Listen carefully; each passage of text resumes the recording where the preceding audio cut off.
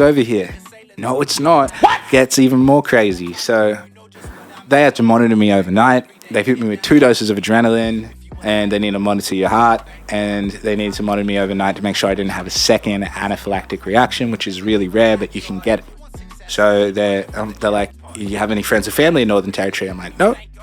And remember, I am just in my shorts covered in dirt. So I'm like, I'm really sorry. I'm like in these brand new, like clean hospital beds. And I'm like, I'm dirtied, you know, did you want me to put like a sheet down or something? And they're just laughing. And they're like, that's okay. Monitor me, all good. And they're like, so you got friends or family? No, I don't know anyone in Northern Territory, like no one. They're like, oh, so do you have like a place where you could stay? And I'm like, no, like I don't know anyone here. The closest place I can stay is 3.5 hours away. And they're like, okay, all good. They're like, don't worry, we found a place where you can put you. I was like, thank you so much. Put me into the hospital, and I'm in this ward, and I'm like 3 feet away from this, like, I don't know, mid-60s Aboriginal guy. And he just kind of keeps looking over to me. He's like 3 feet away. He's like his bed, and he just keeps like looking down and like smiling. And I'm like, what? Hello there.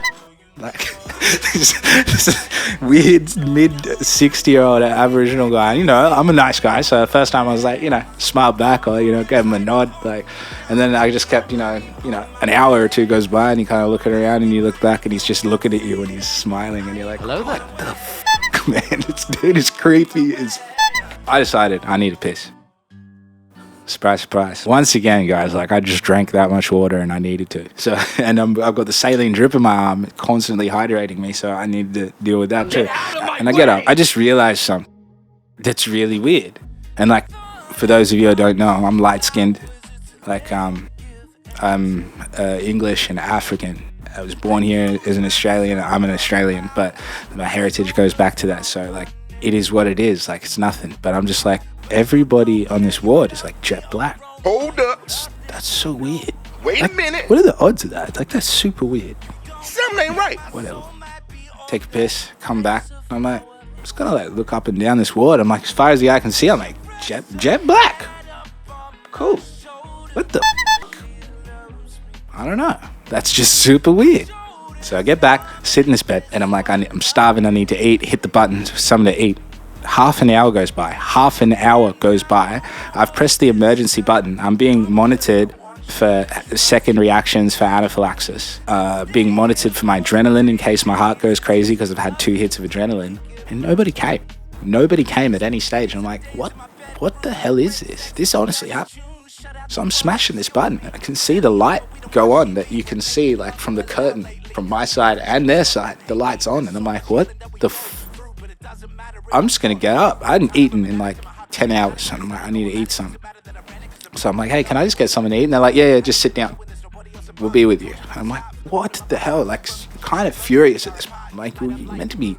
What if that was an emergency? Like, unreal. Sat down. They brought me a sandwich. Like, sorry about that. All good. And then I realized. Hold up. They'd put me. This is terrible. Wait a minute. I'm just stating facts, right? Something ain't This right. is how it went. They put me in the Aboriginal ward. I'll say it again. They put me in the Aboriginal ward. A, that's terrible. B, what the is happening? So I just thought about it. And they asked me these questions 100 times over. So you've got nowhere to stay. No. You don't have any friends or family we can call. No. Remember, they thought I had heat stroke. They took off my boots.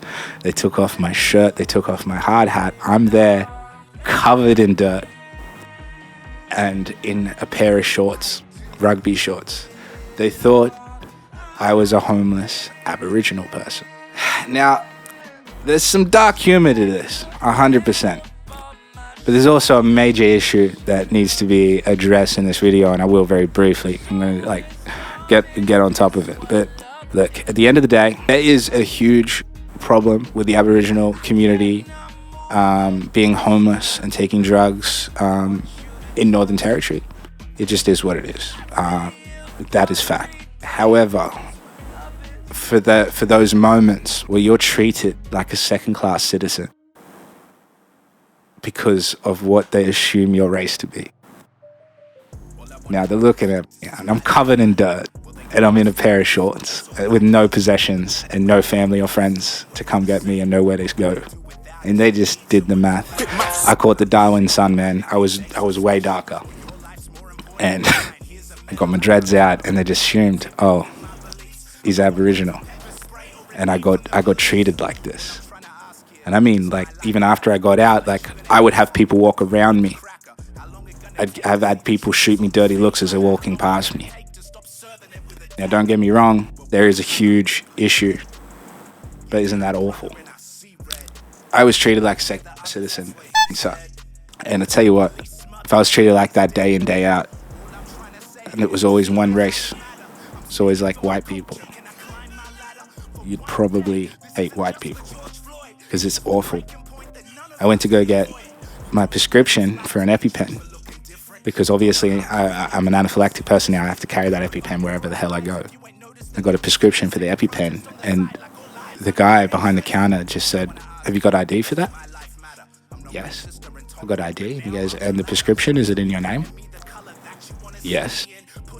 And some other bullshit follow-up question, and, you know, would you mind just waiting to the side for 10 minutes while we go get it? Like I'm trying to do a runner or something. I was like, this is appalling, man. This is unreal.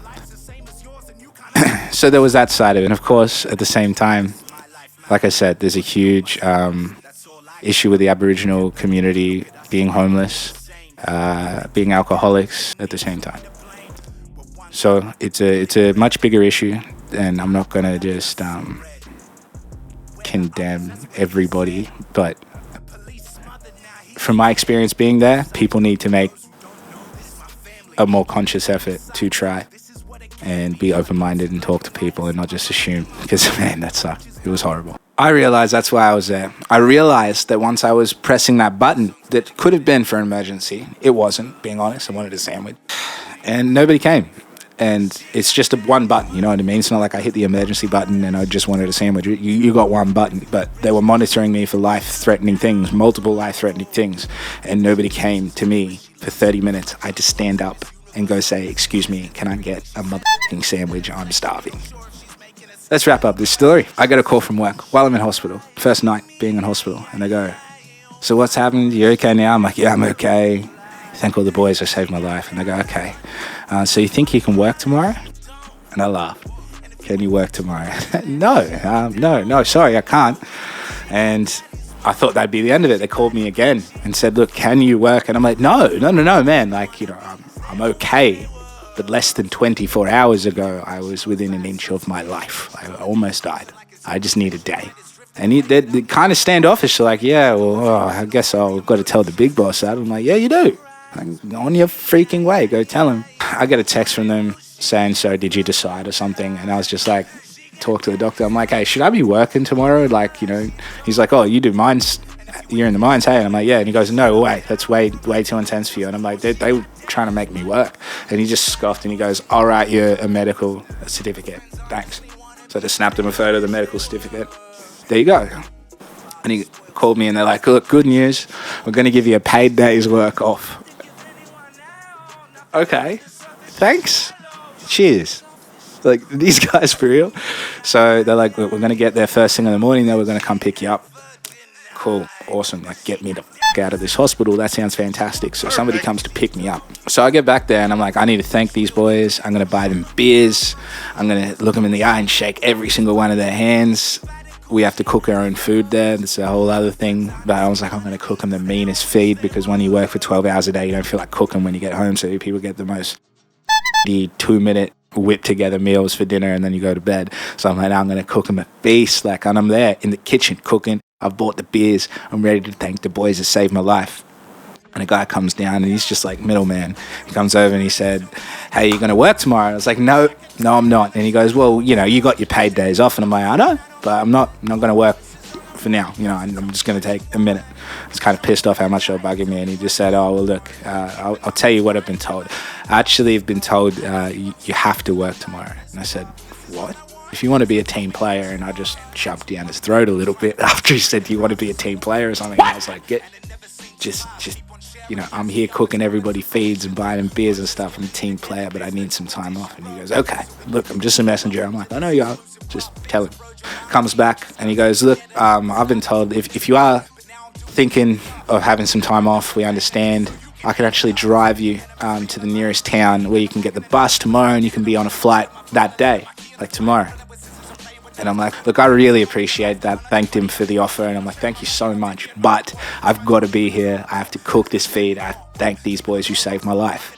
And he goes, oh, yeah, well, look, I'll tell you what it really is. I've actually been told that if you're not working tomorrow, that you need to get out. What?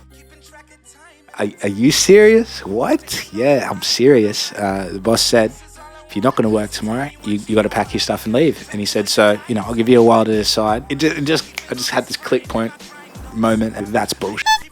That's absolutely ridiculous. So they wouldn't give me another day off, just off. Wasn't even asking for it paid.